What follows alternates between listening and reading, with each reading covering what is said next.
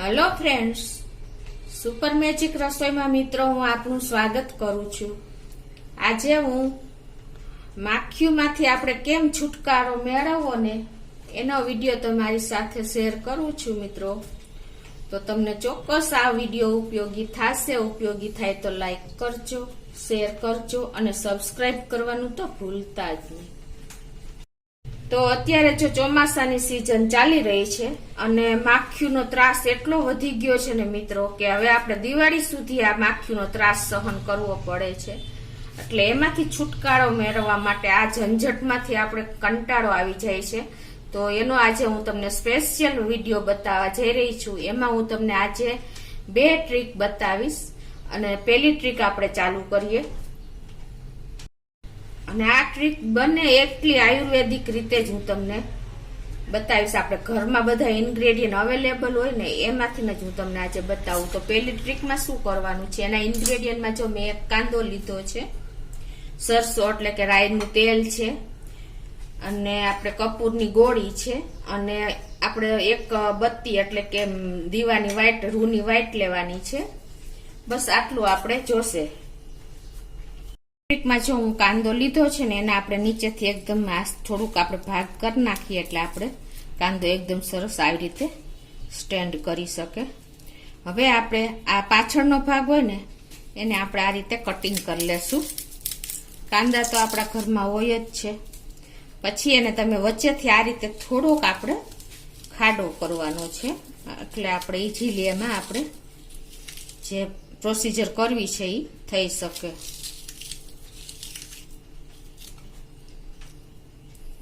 તમારે જેટલું અંદર લાંબો ટાઈમ જો આપણે રાખવું હોય તો એ પ્રમાણે એકદમ મોટી વ્હાઈટ રાખવાની અને એ રીતે આપણે ખાડો અંદર કરવાનો।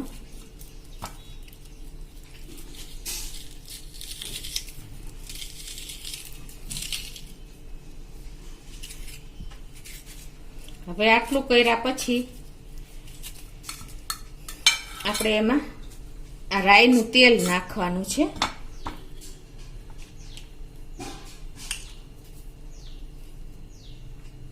મિત્રો આ રામબાણ ઈલાજ છે। તમારે માખીઓથી કંટાળી ગયા હોય છે આપણે આ સિઝનમાં તો, અને રોગચાળો પણ એટલો જ ફેલાય છે। આપણે અત્યારે તમે જોયો જ છે કે કેવા બાળકોના રોગ આવી ગયા છે। અને હવે એમાં આપણે આટલે તેલ મૂક્યા પછી આપણે એમાં આપણે જે દીવાની વ્હાઈટ કરતા હોય ને એ રૂની વ્હાઈટ કરી લેવાની આવી રીતે અને અંદર મૂકી દેવાની આવી રીતે। અને એમાં આપણે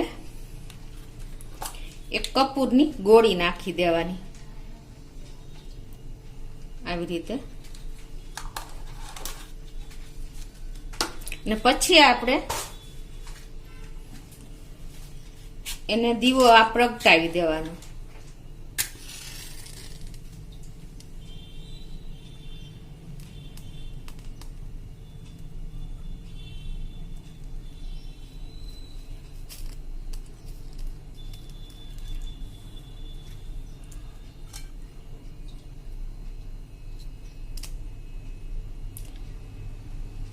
તમે જોઈ શકો છો કે આ રીતે આપણે વ્હાઈટ મૂકીને અને દીવો માચીસથી ચાલુ કરી દેવાનો। એટલે આપણે જેમ જેમ આ દીવો આગળ બળતો જશે અને આપણું જે સરસવનું તેલ નાખ્યું છે અને કપૂરની ગોળી મૂકી છે એ પણ એની સાથે સાથે મેલ્ટ થતી જશે। જો તમે આ રીતે ઘરમાં મૂકી દેશો ને કોઈ પણ કોર્નરમાં તો મિત્રો જે આપણને માખીનો ત્રાસ છે ને એ એકદમ જતો રહેશે અને આપણા હેલ્થ માટે પણ કોઈ એવા ઇન્ગ્રેડિયન્ટ નથી કે આપણને નુકસાન કરે। તો આ એકદમ સહેલી રીત મેં તમને આજે બતાવી છે મિત્રો। 100% હું તમને કહું છું કે આનાથી આપણે માખીઓમાંથી છુટકારો મેળવી શકશો। હું તમને બીજી ટ્રીક પણ બતાવું છું માખી મચ્છરના ત્રાસથી છુટકારો મેળવવા માટે। એમાં જો મેં ઇન્ગ્રેડિયન્ટ શું લીધા કે આપણે રાઈનું તેલ એટલે કે સરસોનું તેલ છે, કપૂરની ગોળી છે, તમાલપત્ર છે, અને આપણે જે ફિનાઇલની ગોળી એટલે કે નેપ્થોલની ગોળી છે। બસ આટલા ઇન્ગ્રેડિયન્ટ આપણે લેવાના છે। તો એના માટે આપણે જો પેલા તમારે જે ક્વોન્ટિટીમાં બનાવવું હોય ને એ પ્રમાણે તમારે અત્યારે હું 2 ગોળી લઉં છું. આ રીતે તમારે 2 થી 3 ગોળી લઈને અને 2 થી 3 કપૂરની ગોળી નાખી દેવાની.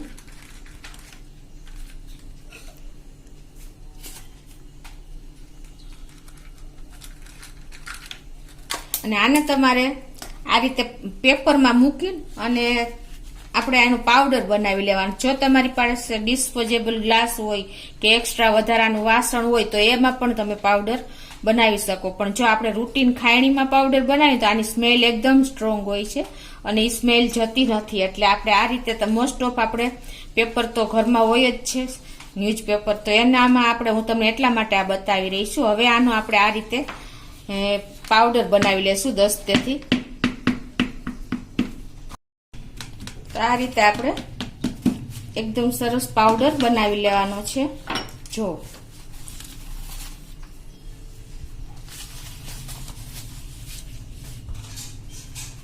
હવે આપણે આ પાવડરને એક કોઈ પણ વધારાના વાસણમાં લઈ લેવાનું છે, કેમ કે આની તમને મેં કીધું એમ સ્ટ્રોંગ ફ્લેવર હોય છે એટલે વાસણમાં બેસી જાય છે. હવે આમાં આપણે સરસોનું તેલ નાખશું.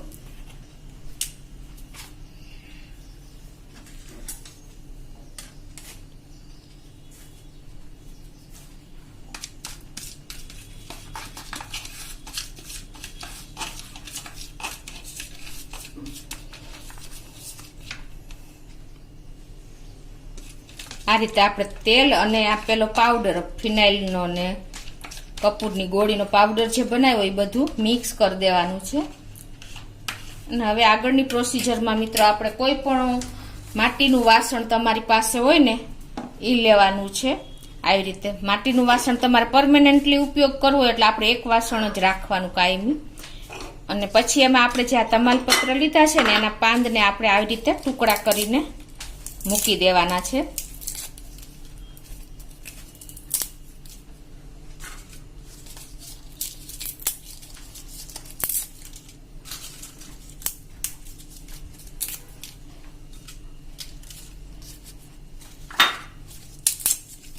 આવી રીતે તમારું વાસણ હોય એ પ્રમાણે તમારે કટકા કરી નાખવાના.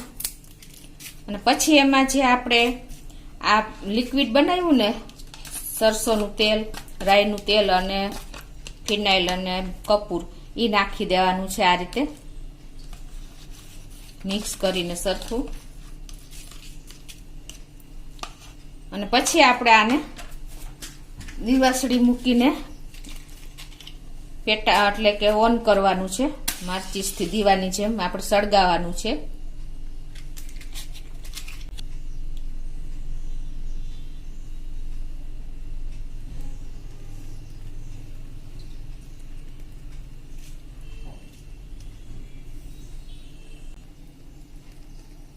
બસ આ રીતે આપણે તમાલપત્ર ને આ બધું મિક્સ કર્યું એ આવી રીતે તમારે એકદમ સરસ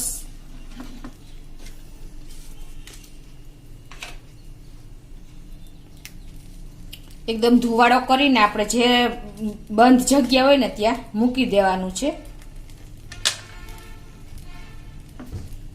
આ પ્રયોગ મિત્રો તમારે દરરોજ એક વખત કરશો ને એટલે ઘરમાંથી માખી, મચ્છર, કોઈ પણ જીવ જંતુ હશે ને એકદમ બહાર ભાગી જશે. અને તમારે હેલ્થ માટે પણ આ કોઈ નુકસાનકારક નથી મિત્રો.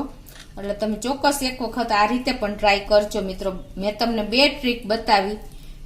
આનો ધુવાડો એકદમ આપણા આખા ઘરમાં જો ફેલાઈ જશે. એકદમ સ્ટ્રોંગ ધુવાડો હોય છે એટલે માખી કે મચ્છર કોઈ પણ આપણા ઘરમાં ટકશે જ નહીં મિત્રો. અને તમે જે કંટાળી ગયા હોય ને એમાંથી હાશકારો અનુભવ એટલું તમને રિલીફ થશે. એટલે આ પણ આપણી એક રેમેડી એકદમ તમને ઉપયોગી થશે મિત્રો. અને બીજી તમને મેં જે કાંદાની બતાવી એ પણ એકદમ સહેલી રીત જ છે. તો તમે ચોક્કસ એક વખત તો આ રીતે ટ્રાય કરજો. અને આ તમારે દરરોજ સાંજે કે આખો દિવસમાં ગમે ત્યારે તમે આ તમાલપત્ર અને આ જે મિક્સ કર્યું હતું મિશ્રણ એનો ધુવાડો કરીને મૂકી દેશો ને એટલે દરરોજ એક વખત તમારે કરી નાખો એટલે વાતાવરણ પણ શુદ્ધ થઈ જાય. અને આ તમને સાવ ઈઝી મેથડ છે મિત્રો. આ તમારે લોંગ ટાઈમ ચાલશે. અને એટલી જ ઉપયોગી જલ્દી થઈ જાય એવી છે. તો તમને ચોક્કસ બંને વિડીયા ગમ્યા હશે અને ઉપયોગી પણ થશે. તો ગમે તો લાઈક કરજો, શેર કરજો અને સબસ્ક્રાઈબ કરવાનું તો ભૂલતા જ નહીં.